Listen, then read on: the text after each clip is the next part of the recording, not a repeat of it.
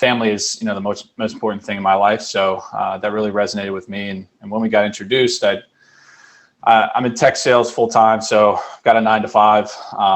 I like it. I'm in sales. I just problem solve and talk to people, and the pay is good. So I had a little extra cash, and I was like, all right, where do I invest it? I'm terrible at stocks. You should see my Robinhood account right now. I mean, it's down like 85% or something like that. It's not a lot of money, but so I wanted to get into real estate, and my wife is in real estate full time. She was actually in tech sales at the time as well. And there was one area that we'd love to vacation to, and we were spending, I don't know, probably $4,000 a year on Airbnbs in this area. It's just south of Asheville, North Carolina. And we're like, why don't we go look for houses there? What's up, everybody? My name's Mike Sjogren, here with my co-host, Emmanuel Pani. We're part of a group of specialized real estate investors you've probably never heard of. We didn't start with deep pockets or wealthy families, and we don't rely on 401ks, mutual funds, or traditional real estate investing. In fact, many of us don't even own the properties that fund our freedom. If you ask the money experts out there, they'd say what we do is impossible, yet it's happening every single day. It's happening through a new niche called short-term rentals. We are Short-Term Rental Nation, and these are our secrets.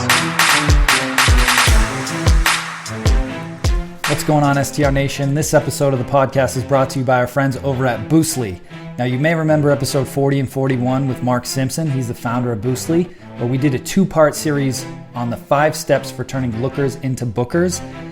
Mark is the king of direct bookings, and his company Boostly specializes in creating hospitality websites. Yes, for short-term rentals, boutique hotels, they specialize in building websites that turn lookers into bookers. So if you're in the market to get your own direct booking website and stop relying on all the OTAs like Airbnb and Booking.com and paying them their commissions, you need a direct booking website, and Boostly is the company to do that for you. They have several different options for you. They can build everything for you, do it all for you, or you can purchase one of their pre-designed templates and just fill in all your information. Okay? But the cool thing with Boostly is they are the only company to offer 100% money back guarantee. Meaning, whatever you pay for this package with them, if you do not make that money back with direct bookings, they'll give you your money back. So there is literally no risk for you. So make sure you guys go check out boostly.co.uk/STR secrets.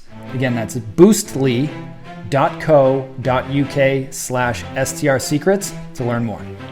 What's going on, STR Nation? Welcome back to another episode of the Short-Term Rental Secrets podcast. I am your host, Mike Sjogren, here with my main man and brother from another mother, Mr. Emmanuel Pani. What's going on, E? Good morning, my brother. Life is beautiful. I am fully vaccinated, so I am looking forward to going to Europe this summer. And I love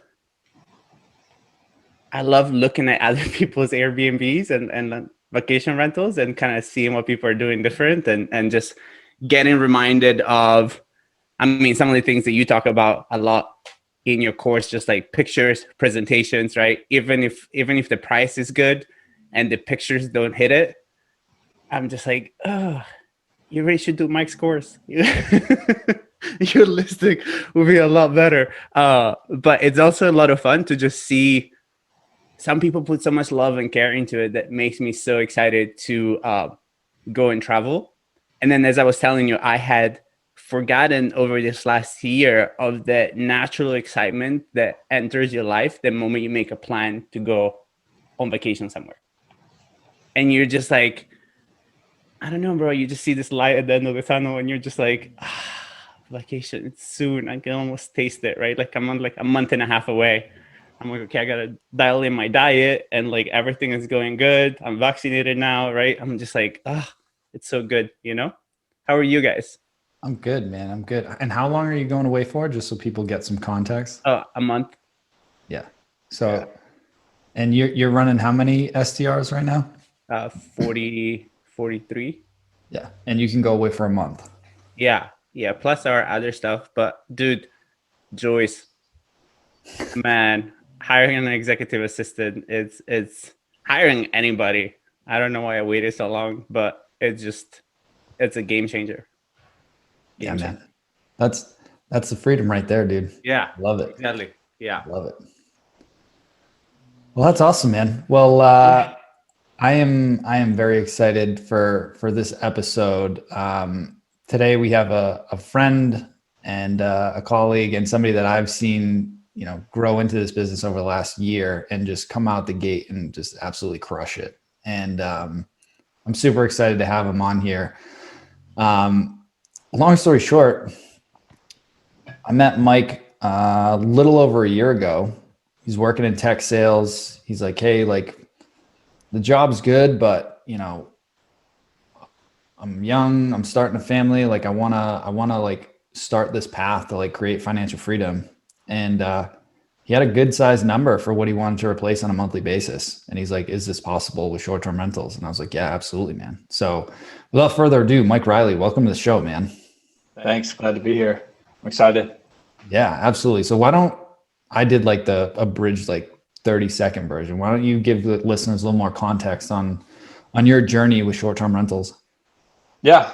So started in February of 2020 when we got introduced through a friend. I actually listened to one of your podcasts where you were a guest on the Millennial Millionaire for Real Estate podcast, and your story just kind of hit with me. How you had your son was sick in the hospital and you were doing a 9 to 5 and you had no vacation days, no sick days left, and family is the most important thing in my life. So that really resonated with me. And when we got introduced, I'm in tech sales full time, so got a 9 to 5. I like it. I'm in sales. I just problem solve and talk to people, and the pay is good. So I had a little extra cash and I was like, all right, where do I invest it? I'm terrible at stocks. You should see my Robinhood account right now. I mean, it's down like 85% or something like that. It's not a lot of money, but so I wanted to get into real estate, and my wife is in real estate full time. She was actually in tech sales at the time as well. And there was one area that we'd love to vacation to, and we were spending, I don't know, probably $4,000 a year on Airbnbs in this area. It's just south of Asheville, North Carolina.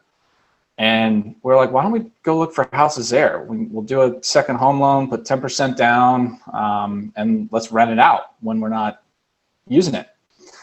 And so that's when we got connected, and you kind of showed me how much money we could make on a short-term rental. And then we just kind of found the right property. We put an offer in. I mean, not sight unseen, but we knew where the property was and how much it could make, and we just did it. I remember feeling very, very nervous and almost sick to my stomach that we bought this, put an offer in on a second home. But that was May of 2020, so 3 months after we decided short-term rentals was the route. And that thing started cash flowing between $6,000 and $8,000 over the summer. So we bought a 4-unit in just a rural North Carolina area, Eastern North Carolina. That cash flows about $3,000 a month. We bought another one in the same area in the mountains later on in the year.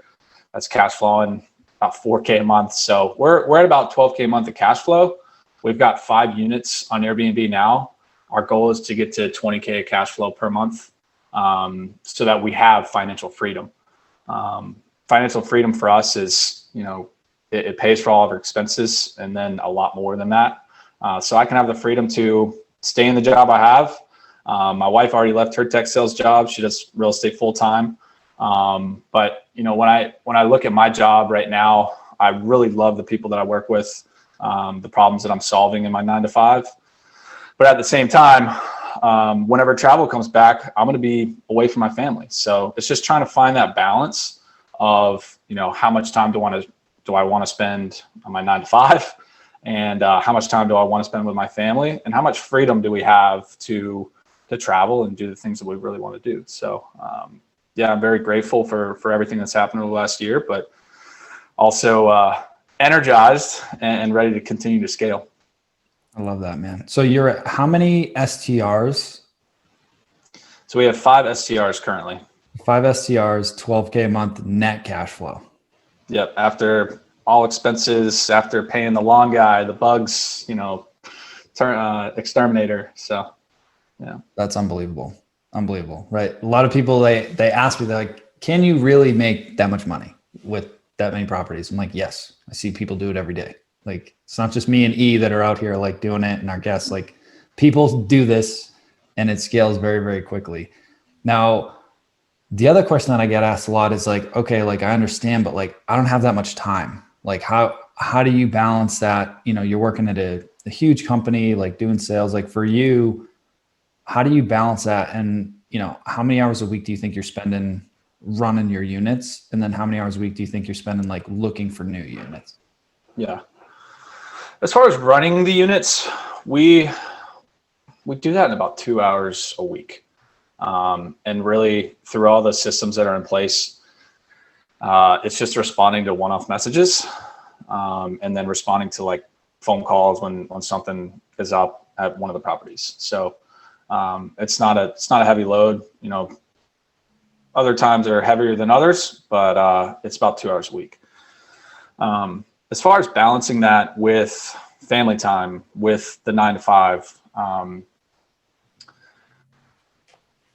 about a year ago, I was listening to a Jocko podcast, and Jocko Willing, if the listeners don't know who that is, look him up. He's got his own podcast, and it's phenomenal, books and everything. But I looked at how much is my time worth? When I looked at my day job, my 9 to 5 job, when I looked at how much money I was making in the short-term rental game, and then when I was looking at family time, I would be between $300 to $400 an hour. And I would look at, all right, what task is worth $300 to $400 an hour? Family time for me, that's worth $400 an hour. So I'm trying to put my time and a dollar value to that time. So when that happens, all right, I got to execute on what my priorities are. So obviously my 9 to 5, that is a priority. Family, that's the number one priority. And short-term rentals, that's a priority as well. So I got to figure out, all right, what are my top priorities for the day? And then I write those top priorities out, and I don't finish the day until they're done. But also I time block as well. So in the morning, I spend about an hour and a half on, all right, what are my top priorities and how do I execute those, and set daily tasks to those. And then each time block for my 9 to 5 job, I focus on what the top tasks are for that time.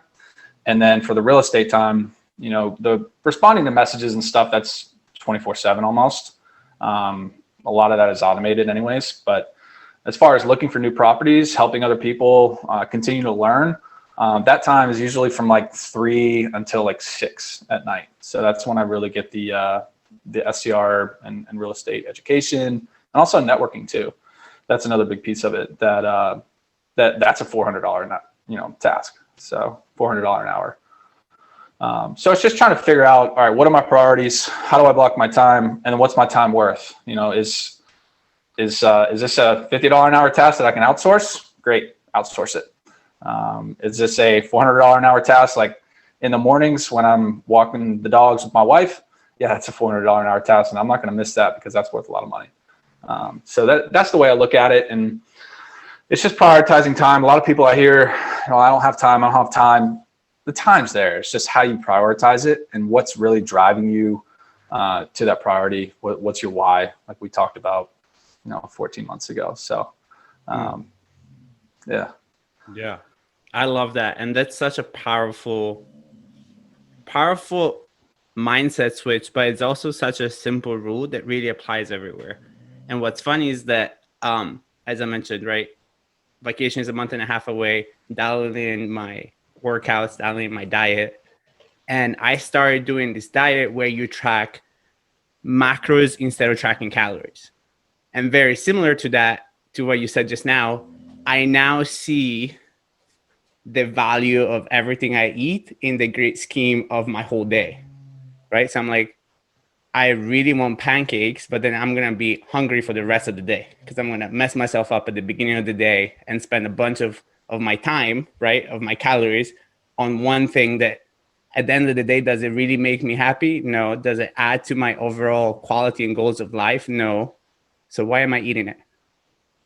Right? And there's this different perspective, but then it makes it easier for you to say no to what's not in line with what your goals are, which is very similar to what you said, right? Because you're like walking the dogs with my wife over running to open a door.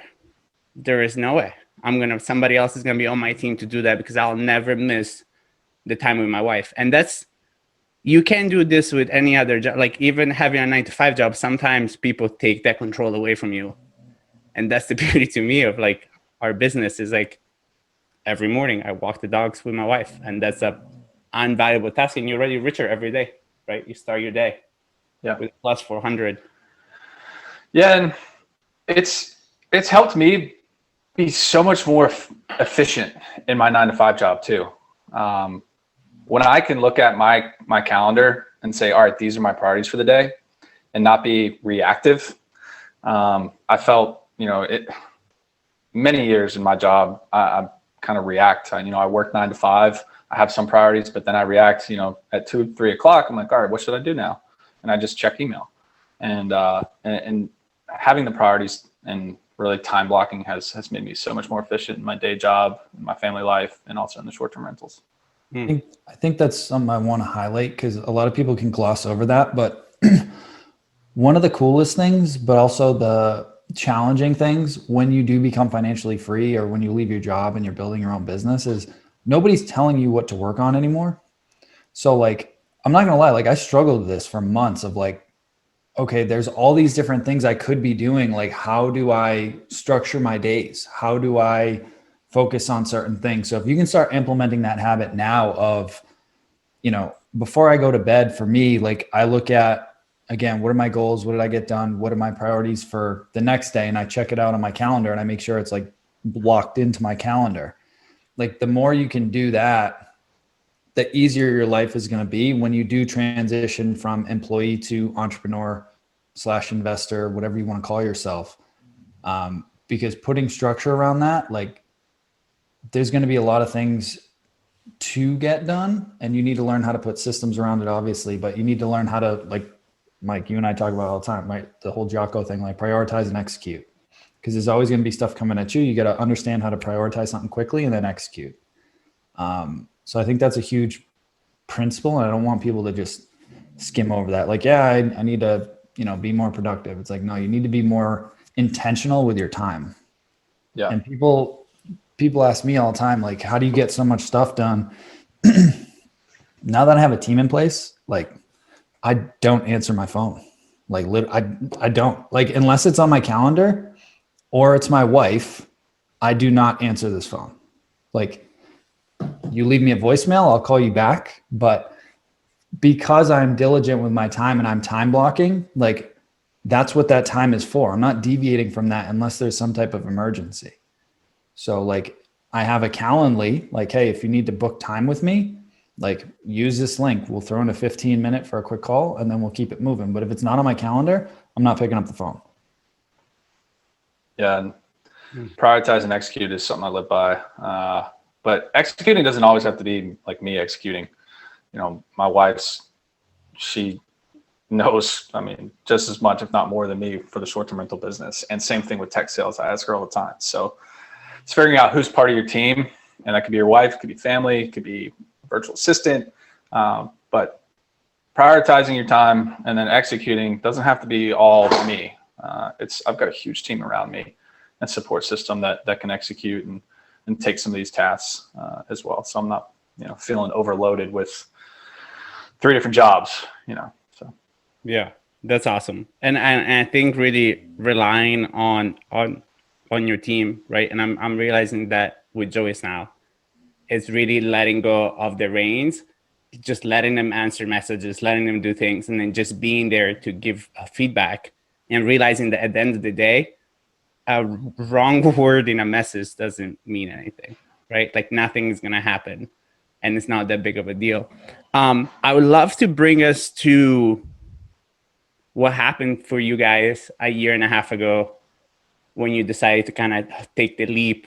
And if you have, because I think a big sector of our listeners are people like you a year and a half ago, right? So it's, what did it take?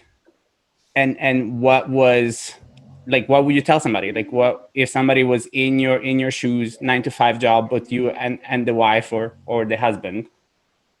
What would you tell somebody? How'd you get over the fear too? Yeah, exactly. That's kind of what I meant. Yeah. Well, I think the biggest thing was the people that I surrounded myself with, for sure. So I found people that were successful in this area. And Mike, you were one of the first ones, in listening to your podcast, but also being a part of your mastermind. I saw other people that were doing this as well. So, and other people that were cheering me on, people I didn't even know, that I just knew through Facebook and through Zoom calls once a week. So that I think is the biggest thing for me. Other people were doing it. They're cheering me on, congratulating me, even when I didn't even have a deal under contract, when I was just analyzing the deal. So figure out people that are doing what you want to do. And man, the first deal, I didn't even know I wanted to do it. It was just like, we got some cash. We love traveling to this area. And we're going to have this house for the next 30 years. Unless another better investment comes up. But figuring out what you really, really want to do. If it's, we loved hiking and going to the lake in this area. We got engaged in this community. So that was, an emotional attraction for us. So figuring out like what fires you up? What brings out emotion in you? What almost brings you to like tears when you think about something? Try and draw that emotion out, and the emotion is good.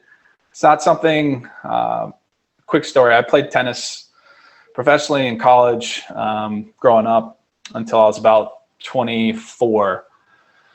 And tennis, I mean, you watch any of the top players in the world, you don't really see a whole lot of emotion from them. They lose a point, they're just kind of like, all right, right on to the next one. And that's kind of what we're taught. We're taught to control our emotions. Yes, you want to be excited. Yes, you want to be fired up. But that emotion, if you can draw that out and figure out what really makes you fired up, and for us, it was this area, and just thinking about the amount of time we can spend hiking with our dogs and our family that we're going to start, like that's kind of what drew me to it initially. So drawing out that emotion, and then finding other people that were successful in this area or in this space. So drawing that emotion, finding other people around you that you want to do it with, and doesn't have to be short-term rentals. It could be syndications. It could be, if you want to play golf, or if you want to start a design business, what kind of draws out an emotion, and then surround yourself with people that are doing it, and just get tips from them.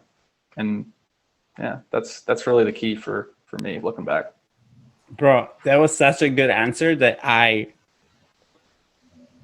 zoned out. Like I knew it was going to be a good answer, right? So I have my watch on to track time for the little snippets that we put on Instagram.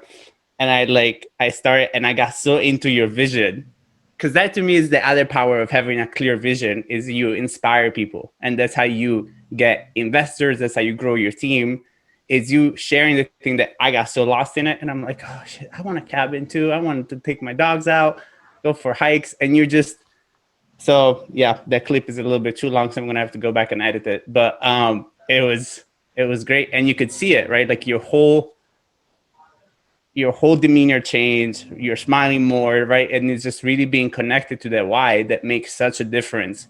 It makes fear not as fearful, if that makes any sense. Yep, absolutely. So good. So what's next for you, Mike? So you're at 12K now, you want to get to 20. Talk about your strategy, and what's your vision for this whole thing? Yeah. So the bigger vision, we want to have properties and own properties in areas that we love traveling to. So we've got 2 in the mountains, got 1 close to the beach. We want 1 in Nashville. We want 1 in Raleigh. We want 1 in Charleston, South Carolina. We want 1 in San Diego area. So our path to get there, that's really a $50K a month vision. So to get from 12K to 20K to 50K, our plan right now is to co-host to get to that 20K to draw up cash. We've got one deal that's under contract now. It's signed. I was actually just there yesterday for our first co-host property. And, that allows us to take our skills that we have and our team that we have, make our owners more money. And then also we make money as well and hit that 20K, before Q4 is over this year. So that's our strategy. And yeah, now it's executing. So we got our priorities. We just got to execute. I love that. What would you say to somebody, because I get DMs all the time, and I'm sure E does as well, from people that are looking to get started, but they have that like fear or whatever, something's holding them back. What would you say is the best tip you could give for somebody that's looking to get started? Is it just the environment thing, or was there anything else that you wanted to add to that? Yeah, the environment part's huge, because you are who you surround yourself with, and you hear that in a lot of places, but it's so true, and you have to consistently do it. So I think that's really the biggest piece. And then just you can overanalyze a lot of things, but if you just jump into it, I forget who said it, and it's like an ounce of action is worth more than a ton of theory. So just take action. You'll figure it out. If it feels stressful, or it feels like it could draw out a lot of challenges, just do it. Just do it, figure it out. The people around you are going to help you get through it. It's just doing it. Put it under contract, get an inspection. The other thing people ask me all the time is, where do you find these co-host deals? Yeah, specifically co-hosts, it's a lot around who your network is. So, this first co-host deal, we found it from a friend of ours that's also doing short-term rentals. They got approached to manage this person's property, and they didn't want to do it. Their priorities are traveling the country, and they're kind of set where they are. So they passed it over to us. And he's got one property we're going to start with, and then he's got another 2 or 3 that he wants us to potentially manage. So talking to your network, telling everybody what you're doing, I think that's huge in your network. Start with your family and friends. See what opportunities are out there, because they can connect you with somebody who's in this space. So really starts with your network, and then getting down your pitch too. If you don't have any short-term rentals now that you're managing, and just say, hey, we're part of a network of short-term rental operators that is nationwide, and this is what we do. We manage other people's short-term rentals. So and then building up that confidence, practice, telling everybody what you're doing. Those are the keys there. How much would you say your background in sales has helped you? Because I think I hear a lot of great salesman mentality in what you're saying, right? Because to me, and the reality is like, mine is a leading question, right? Because in my personal beliefs, we're all salespeople, right? And the sooner you embrace it, the easier life is, right? But what are how much easier was it for you, or was it just time on task? Yeah, I think it made it a lot easier. Just because sales is problem solving. That's really all it is. It's, all right, I've got something to sell. You have a problem. You may not know it's a problem, or you may know it's a problem. Mm-hmm. And it's my job to figure out how I can help solve your problem. And if I'm not helping solve your problem, I'm not going to pitch you something that you don't need. So it's just figuring out what that challenge is, what that problem is, making the customer aware of it, and then executing on that issue. Takes a lot of practice, takes a lot of failing, but those are kind of if you want to be a good salesperson, you have to be a good problem solver and a good communicator, and just basically a project manager. And if you can take that into other parts of life too, whether that's short-term rentals or that's working out, figuring out, all right, my problem is I need to lose 10 pounds, or I'm overweight, or I've got a heart condition. All right, how do I solve that problem? And just backing into it. So Yeah, I love your mindset. I think it's a huge, and it's funny that you're part of the community, because both Mike and I are huge believers in mindset. I think really there is nothing else that you really need the moment you make a true choice. And I love bragging about Mike with this too, right? Like, I was there when Mike made a true choice, and his life has completely changed, right? 10x growth con 18, was that what it was? Yeah, for the coaching stuff. Yeah, 2018. And Mike was like, this is the plan, this is what I'm doing, it, I can see it, it's happening. And holy shit, like, yes, like nothing is getting in the way. But it's that moment of making a true honest choice that is in alignment with your why and your purpose, and you really like own in on it, and it's just awesome. So it's been, I love it. Like, I love the mindset, and I see why, we don't let, like, there's not a lot of people from the community that have come on the podcast as of yet, but I'm so excited that you've come on, because your story has been awesome. Thanks. Yeah. Thanks. Yeah. It's it hasn't all been great. There's been a lot of challenges, but the community and the mindset shift that I kind of had, and continue to evolve. I mean, there's no challenge that we can't get through. Yesterday, a quick story. Yesterday, we were 5 hours from home where our car broke down. We were in the middle of nowhere trying to get back home. Coming home from one of the co-host properties that we're looking at. And we're just problem solving the entire time. And I had to call different tow truck companies, had to call the car shop, had to figure out how do we get home, had to call rental car places. And after we all kind of figured it out, it's like 3 hours later, my wife looks at me and she goes, "You like this stuff, don't you? Like, you enjoy this?" I was like, "No, I don't, but we don't have any other choice." So it's really that mindset shift of, all right, there's going to be challenges. It's just like, how do you react to them? How do you solve them? And how do you get through them? Because the challenges, as you scale, only get bigger and bigger. But if you have the right community around, the right mindset, all right, we're going to get through this. Just like, how do we do it? That's been the number one key to getting from 0 to 12K to getting over that fear. The number one key has been just like, all right, got a great community around us. How do we figure this out? So. Love it. Well, before we get into the last question, Mike, where can people connect with you, learn more about you? If they have properties in that area and they want you to run them for them, where can they get in touch with you? Yeah, I think Instagram is probably the best place, at M Reilly PSU. I'm also on Facebook, Michael Reilly. I don't have a big social media presence right now. That may change in the future. But I love helping out people one-on-one. If they want to reach out to me, I've got a Calendly link as well. So yeah, just find me. I guess we'll put it in the show notes or something on the Instagram handle.